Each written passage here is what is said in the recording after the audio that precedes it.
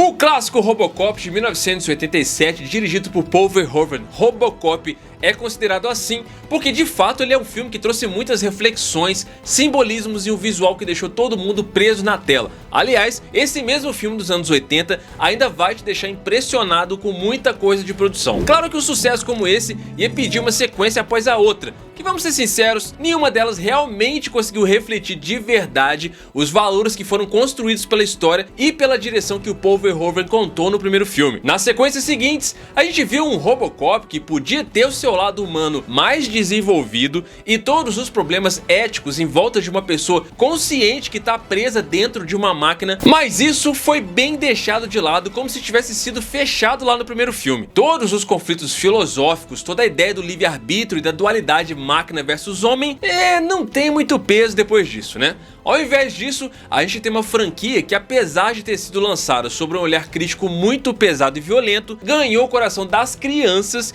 e vendeu muito brinquedo. Como consequência disso, isso se refletiu nos roteiros dos filmes que vieram depois, inclusive com a presença de crianças insuportáveis que não acrescentaram nada nas histórias. Que coisa mais feia. Embora pensem que estão se divertindo agora, vocês só machucam aqueles que amam. Pensem em seus pais. E agora uma palavrinha sobre nutrição.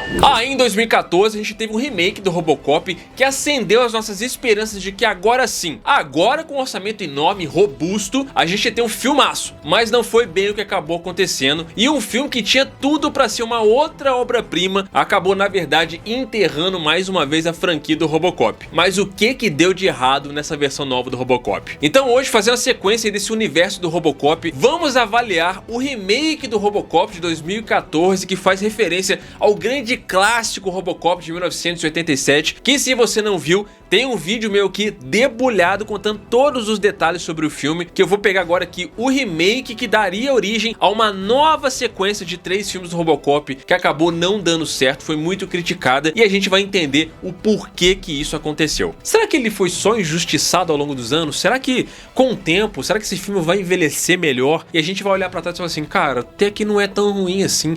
Até que esse filme, já tem uns bons anos inclusive que esse filme foi lançado, né? Ele é de 2014 e algumas pessoas dizem que ele foi injustiçado. Mas será que esse filme realmente foi injustiçado? Por que será que o remake do Robocop não deu certo, cara?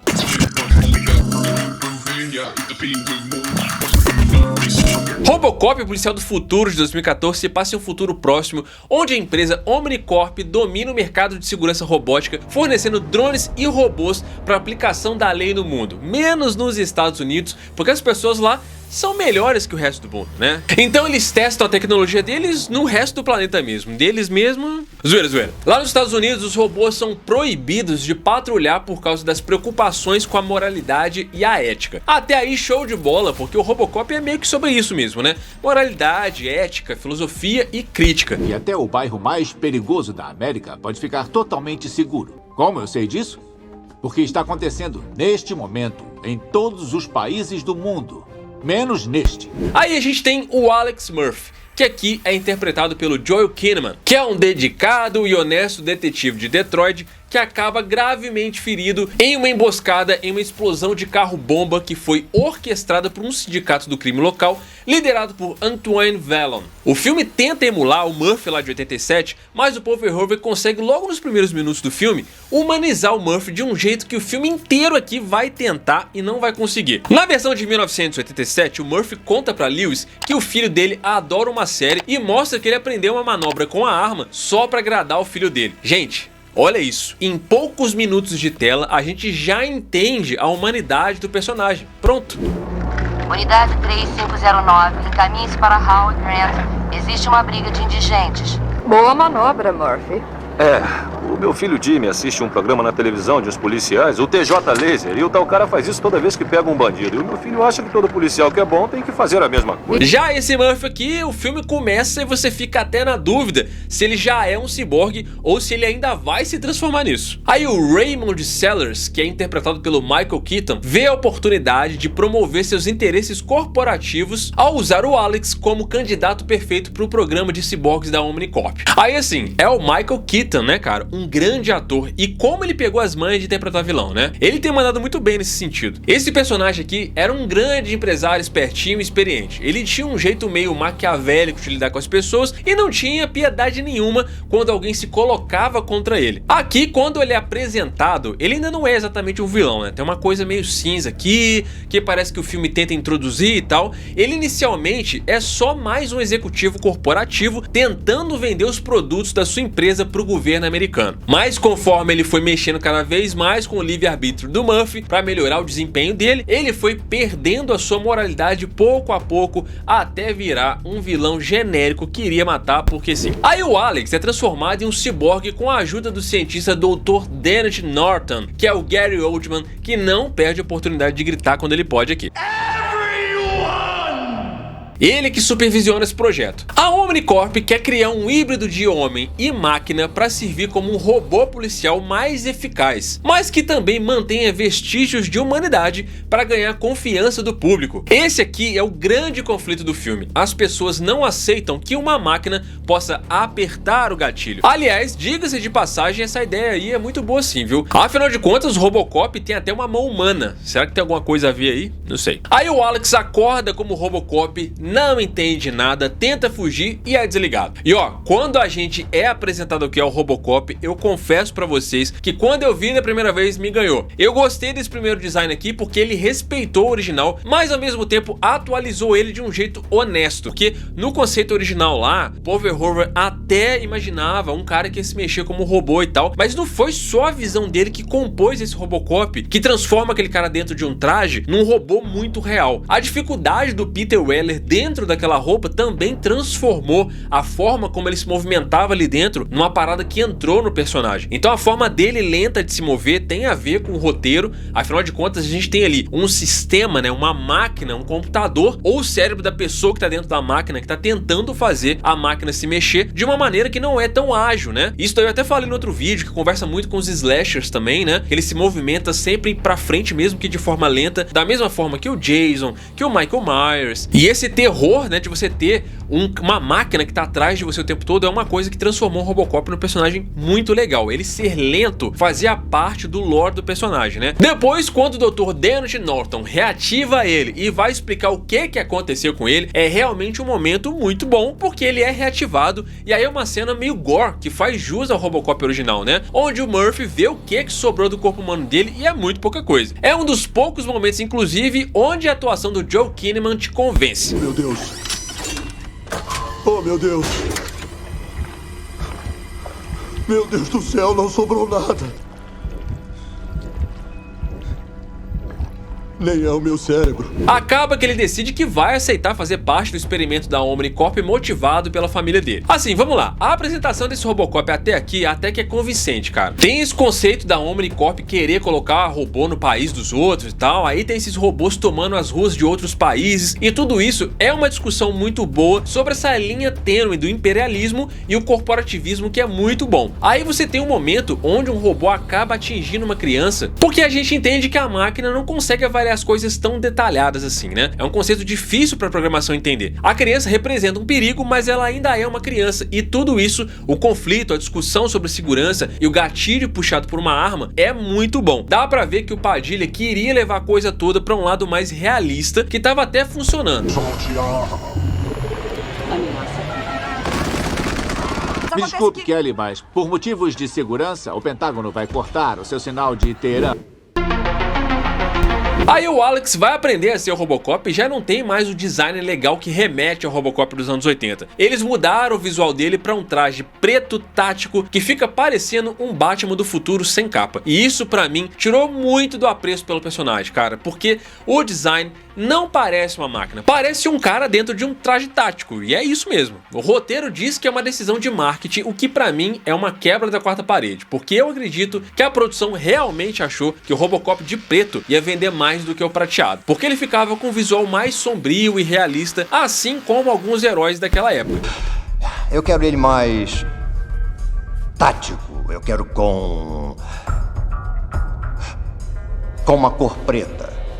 Aí aqui os caras vão treinar o Murphy e é ele que tá no controle. E eles percebem que pro negócio ser eficiente de verdade, ele tem que ser controlado pela máquina. Aí eles conseguem fazer um esquema onde a máquina toma o controle nos momentos de ação, tornando o Robocop eficiente como a Omnicorp precisa. Agora, quando está numa batalha, o visor desce e o software assume. Então a máquina faz tudo. O Alex é como um passageiro aproveitando a viagem. Depois disso, à medida que o Alex começa a operar como Robocop, ele luta para equilibrar sua natureza humana com a sua programação robótica. A organização faz um upload de informações nele com o banco de dados da polícia. E para ele conseguir gerenciar isso tudo, eles inserem um chip no cérebro dele para ele diminuir as emoções. Aí assim, aqui o roteiro tenta emular o primeiro ato do Robocop de 1987, onde o Murphy é muito mais Robocop do que ele mesmo. Então ele vira uma máquina que tem um único objetivo de prender vagabundo. Tanto que na hora de apresentar ele já vai pra cima de um bandido burro que tá no meio da plateia no dia de apresentar o policial mais pica de todos. É um animal, mano. Ameaça. Procurado por homicídio. Thomas King, você está preso.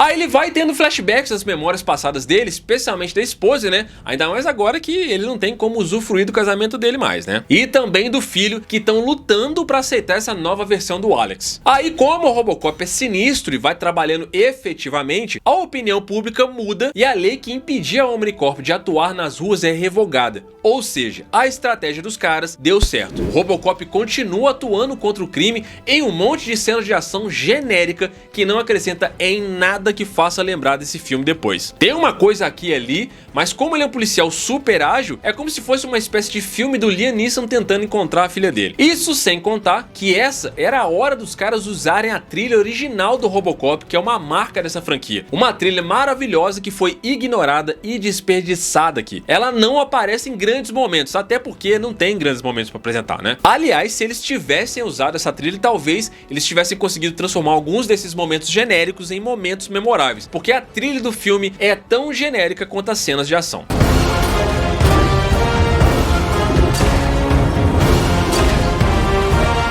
Com tudo isso, ele acaba chegando ao próprio caso dele como na versão antiga e começa a investigar o caso da sua própria morte e as atividades criminosas em Detroit. Aí ele descobre vários atos de corrupção envolvendo gente poderosa, incluindo o Velon, alguns membros da polícia, governo e o tal do Mattox, que era o cara que meio que estava treinando ele. Aí o Raymond Sellers, vendo que a criatura vai atrás do criador cedo ou tarde, decide desativar o programa Robocop. Afinal de contas, a lei que impedia ele de lucrar colocando robôs nos States foi revogada e o Robocop era só um meio pra isso. Só que aí o Norton dá um jeitinho, ativa o Robocop que vai atrás dos Sellers da Omnicorp. E cara, sinceramente, aqui o filme já foi pro caralho. Tem ED 209 contra Robocop, que na verdade é uma lutinha de CGI safada sem graça, que ao meu ver desvaloriza muito o conceito do Robocop. Aquilo ali é o estúdio tentando entrar na onda dos filmes de heróis daquela época. Não acrescenta nada pra história, você não tem senso de urgência e isso nem movimenta a história direito. Aqui os caras acentuam o que eu odiei nesse Robocop, que é ele ser super, hiper ágil. Ele pula, rola, faz crossfit, meu irmão. Robocop aqui é qualquer coisa menos Robocop. Aliás, o Pagini falou que ele foi amarrado pelo estúdio várias vezes,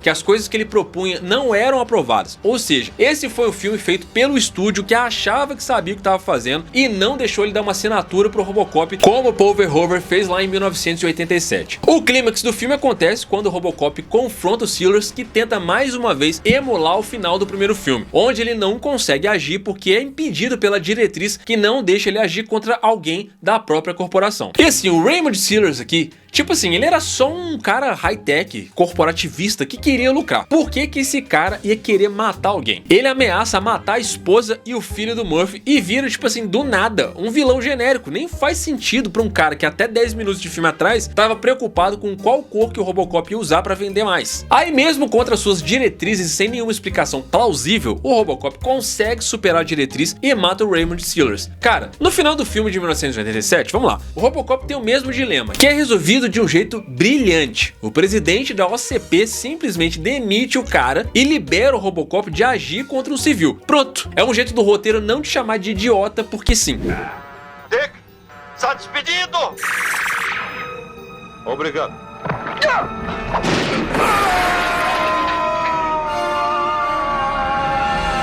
Aqui a gente só pode especular o que aconteceu e todas as desculpas plausíveis são especulações de fã, nenhuma delas é de roteiro. Alguns falam que o lado humano dele superou a diretriz e que naquele momento ele passou a operar 100% como Murphy. Outros dizem que como o Raymond estava apontando uma arma para os inocentes, uma diretriz meio que superou a outra. Enfim, o filme não te conta isso e não é nem de longe tão bom quanto o original, que ainda termina com o Robocop dizendo que ele se chama Murphy.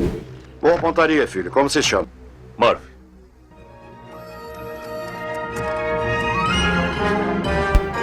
Você é um robô? Você entende isso?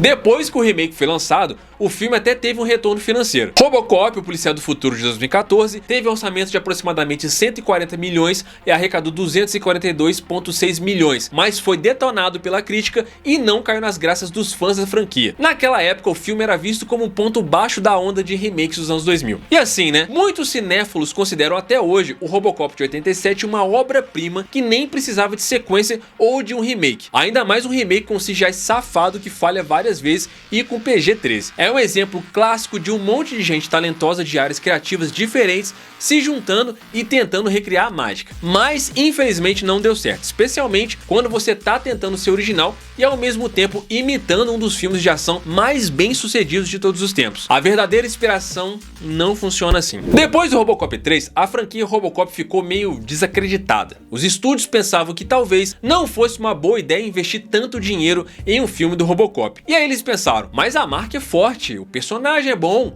a gente tem que fazer alguma coisa com isso. Aí vieram uma chuva de séries de orçamento baixo que jamais refletiram a qualidade do filme de 1987. O Robocop original deu uma cutucada nos costumes que estavam indo ladeira abaixo naquela época, na ganância das grandes empresas e na transformação da polícia em algo mais parecido com uma espécie de força-tarefa privada. Ele mostrou o lado obscuro daqueles anos em que ele foi feito, usando a violência exagerada e o exagero geral da época e zoando com a cultura que estava causando tudo isso. Depois de tanto sacanearem o Robocop por tantos anos, a MGM, que tinha acabado de comprar a Orion, que estava falindo e foi quem fez o Robocop, perceberam que não dava mais para ficar brincando e resolveram trazer o Robocop de volta do jeito certo, com um remake muito caro e dirigido por alguém com assinatura. Aí em julho de 2008, quase 15 anos depois do Robocop 3, que foi um fracasso e deixou a franquia meio que no limbo, o Darren Aronofsky topou dirigir um remake do clássico do Paul Verhoeven. A MGM estava trabalhando nesse remake já há quase 3 anos nessa época, e só faltava um diretor de peso para botar o projeto para andar de verdade. Daí eles chamaram o David Self,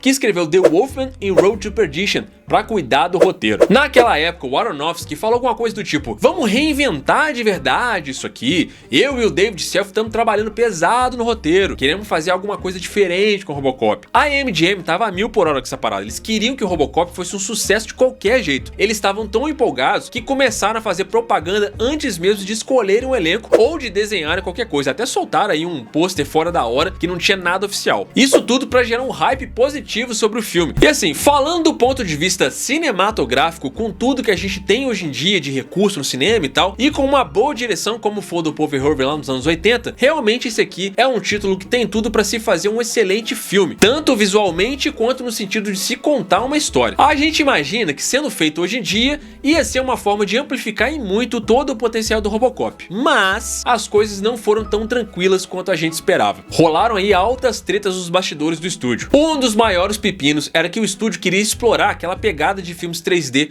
logo depois do Avatar, mas o Aronofsky não estava muito afim de fazer isso. E parece que tanto o diretor quanto roteiristas também não estavam indo pelo mesmo caminho que o Aronofsky queria pro Robocop novo que ele estava imaginando. A ideia proposta por eles ia se passar 3.000 anos no futuro, com a humanidade tendo se perdido nos conceitos de moralidade, e a única forma de recuperar isso seria aprendendo tudo de novo através dos protocolos do Robocop. Você não precisa ser um cinéfalo para entender que esse remake do Robocop tropeçou e acabou morrendo por causa da falência da MGM em 2010. Ainda bem, né? O estúdio simplesmente não tinha dinheiro para gastar com o filme, então o Aronofsky foi fazer lá o Cisne Negro. Em 2011, não tivemos nada de notícia sobre esse tal Robocop do Aronofsky, e a MGM finalmente, livre de seus problemas legais, queria agir rápido. E aí, quem que eles chamaram para resolver o problema? Um cineasta que ficou muito conhecido por esse trabalho aqui, ó. Aí, vai subir ninguém! Vai subir ninguém! Todo mundo aí quietinho aí! Vai subir ninguém! José Padilha, na época, recebeu uma oportunidade de fazer um filme do Hércules, mas ele não queria saber disso. Ele pediu na cara dura a missão de fazer um remake mais conservador e fiel à história original do Robocop. Até porque, pra ele, missão dada é missão cumprida. A MGM queria ter certeza de que tinham todos os elementos reconhecíveis de um filme do Robocop antes de dar o aval. Eles estavam tão decididos a manter a essência original do Robocop que trouxeram de volta os caras que criaram ele, o Ed Neumeier e o Michael Miner. E assim, vamos falar a verdade aqui, a leitura do Padilha pro Tropa de Elite é fantástica, cara. Toda aquela ideia de narração em off do Capitão Nascimento pra narrar a história, mais o contexto da corrupção e criminalidade dentro da forma como ele filma e monta o filme, é um excelente jeito de ver o Robocop. Provavelmente isso aí chamou a atenção dos caras lá, principalmente porque a gente tá falando de uma época onde alguns filmes sombrios e realistas estavam em alta, principalmente no universo dos heróis na época. O Christopher Nolan tinha trazido um Batman, por exemplo, para os cinemas que enfrentava problemas como corrupção, degradação social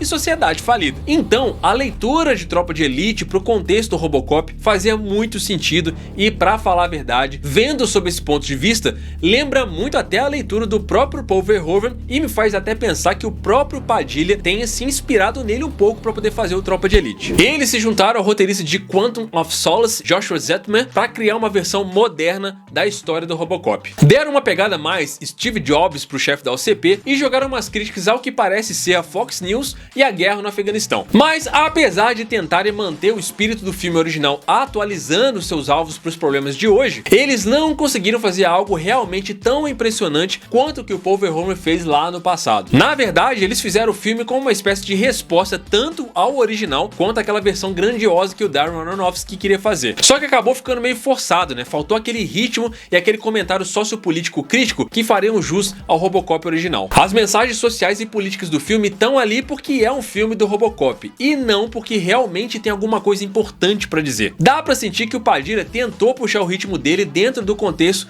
do universo do Robocop. O Pat Novak, que aqui é interpretado pelo Samuel L. Jackson, faz aquele apresentador de jornal que tenta levar o tom crítico com os comentários do absurdo que tentam ser a curva crítica, mas o Robocop tem isso como destaque porque ele vai além, porque a crítica é extrapolada e vai além do limite. Aí a gente às vezes se perde em levar a sério o personagem ou em acreditar que ele é só um maluco com poder midiático. O filme todo é ruim? Não, tem até alguns pontos positivos, a produção é realmente muito boa, tem algumas coisas de design ali que é interessante, o CGI falha, mas ele não falha o tempo todo, tem muita coisa interessante de CGI aqui pra ser trabalhado. Por exemplo, a cena onde a gente vê o Robocop desmontado é bem chocante, né? Assim como quando a gente vê lá o cérebro dele aberto pra ser inserido no chip, é tudo muito gore, feito com CGI e é tudo muito bem feito, sem falar que o elenco do filme é realmente estrelado, né? Ele tem bastantes nomes de peso ali que dão uma coisa mais forte pro filme. Além do próprio Robocop, que aqui é interpretado por Joel Kinnaman, o elenco é incrível. Tem o Samuel L. Jackson, tem o Michael Keaton e uma galeria de artistas super interessantes que brilham em tela. Jack Earle estava em alta com uma indicação ao Oscar pelo Watchmen, mas assim como a maioria dos outros atores, ele não tem muito o que fazer nesse filme. Assim, no papel, tudo que a gente espera de uma aventura épica do Robocop até tá lá. As armaduras robóticas, o ED-209 e até a jornada pessoal pela identidade dele. Só que no fim das contas não traz nada de novo a ideia do policial transformado em uma máquina no filme original. Um desses fatores, obviamente, é que o filme é PG-13. E isso é mais um exemplo do porquê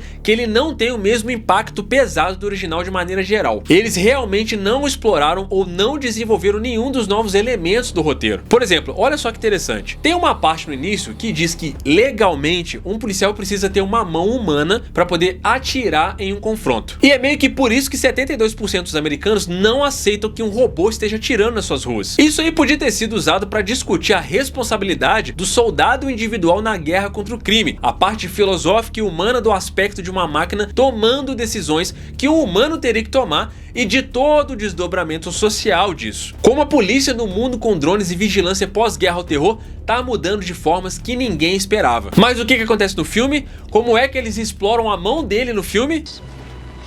Raymond Sellers. Estava ansioso para conhecê-lo, detetive. O Robocop não usa luva na mão direita pra você ver que é uma mão humana. E nem tem nada disso no clímax do filme. Nada. Os caras nem falam disso ou isso tem alguma consequência. Nada. No primeiro filme, o Murphy perde um braço quando morre. E a mão que deveria estar naquele braço, que é substituída por uma máquina, tem um gadget que vira uma arma que acaba matando o vilão no final. É hiper sutil, mas tem o seu significado. Vocês perceberam que lá no comecinho do vídeo eu falei sobre a mão do Robocop? Isso daí tem um significado no cinema. Na verdade, isso é uma ferramenta que é utilizada em muitos filmes. No cinema, quando você vê alguma coisa que parece que é aleatória no começo do filme, mas depois essa coisa volta a aparecer mais tarde, funciona como uma espécie de lembrete. Tipo, você lembra daquilo? Agora isso aqui vai ser importante, hein? É uma forma de manter a história toda conectada e te fazer perceber a conexão entre os detalhes que aparentemente eram insignificantes lá no início e o desenrolar da trama. Isso é um recurso no cinema que se chama arma de Chekhov. Essa expressão é derivada de uma observação feita por um dramaturgo russo chamado Anton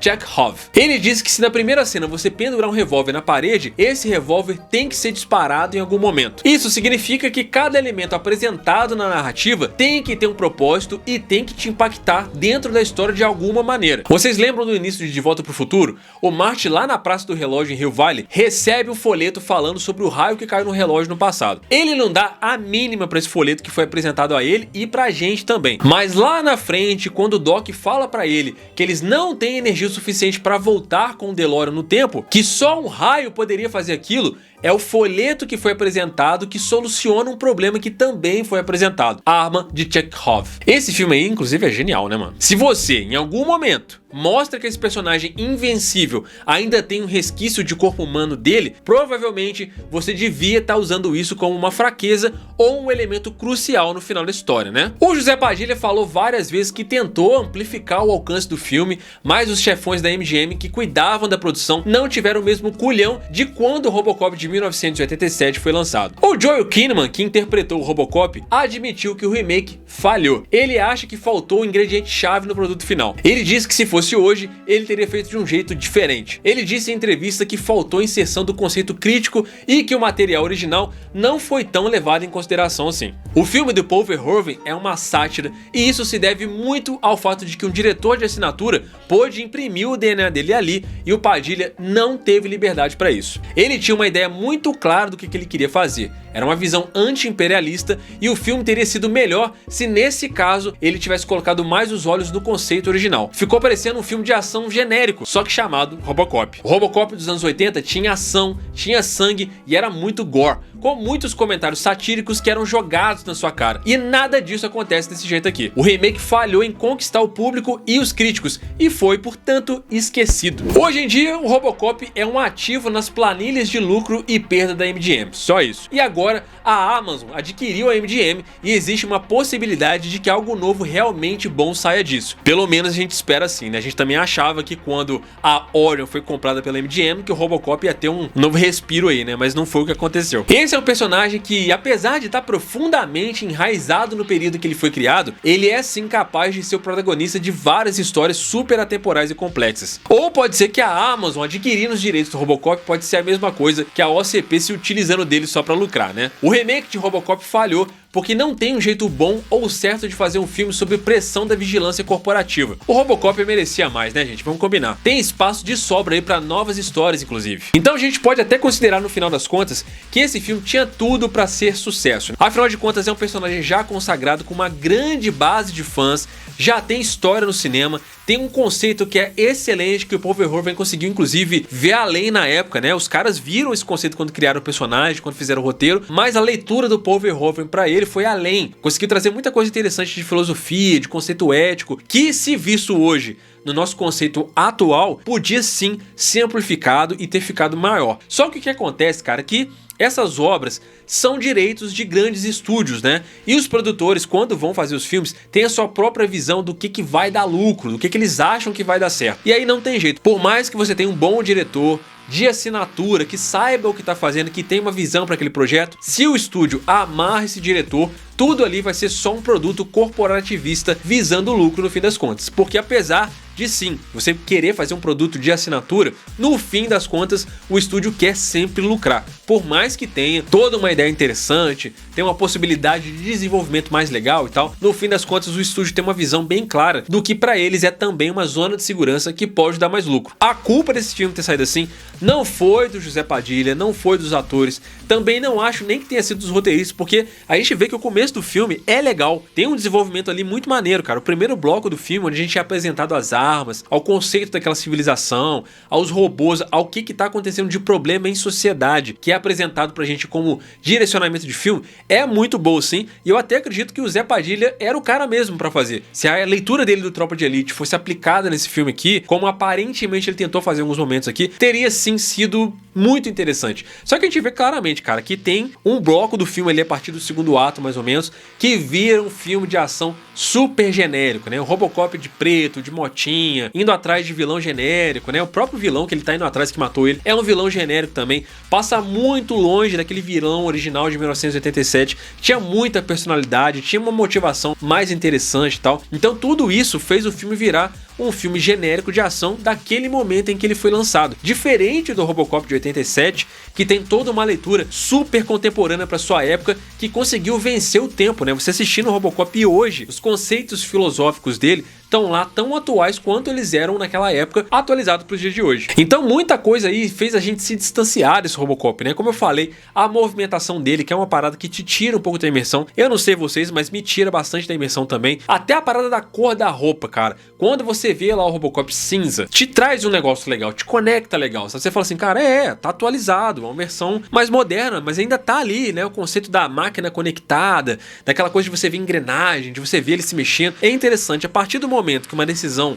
burocrática de empresários de transformar ele preto no filme transforma ele naquela coisa tática e ágil, mas nunca mais recupera aquela coisa do Robocop anos 80 de novo, a coisa toda se perde um pouco, sabe? Até no final do filme tem um momento que o Robocop volta a ser o Robocop de prata, que a gente nunca mais vê porque não tem mais, né? A ideia era que esse Robocop daria origem a uma nova trilogia. Como ele foi muito mal, isso nunca mais aconteceu. Então a gente vê um pequeno deslumbre no finalzinho do filme, que ele volta a ser aquele Robocop cinza, que a gente tem uma conexão, tem uma nostalgia com ele, né? Mas até isso podia ter sido melhor aproveitado, né? Essa roupa podia estar mais presente no filme, não tá. Ao invés disso, eles botam esse uniforme tático que desconecta a gente da coisa da máquina, parece uma espécie de Batman tecnológico, sei lá, e distancia muito a gente, né? Então, cara, muito mais sobre decisões corporativas do que necessariamente sobre o roteiro, ou elenco, ou decisões do diretor, muito mais sobre o que o estúdio se impôs aqui, fez muito e contribuiu muito para que esse filme não tenha conseguido o êxito que ele esperava, né? E tinha tudo para ter dado certo, porque o momento de fazer filme desse jeito é agora, porque a gente tem muito mais tecnologia, né? Mas isso é uma curiosidade, eu espero que essa aqui esteja resolvida. E aí, cara, você concorda que é por isso que esse Robocop remake não deu certo? Você acha que nunca nem deveriam ter feito um remake do Robocop? Ou não? Você é um dos caras que defende esse Robocop e você acha sim que esse Robocop é bom pra caramba e foi só um filme injustiçado em sua época? Será que no futuro esse filme vai ser considerado um filme bom? Tamo juntão, muito obrigado aí pela sua audiência, até a próxima, valeu!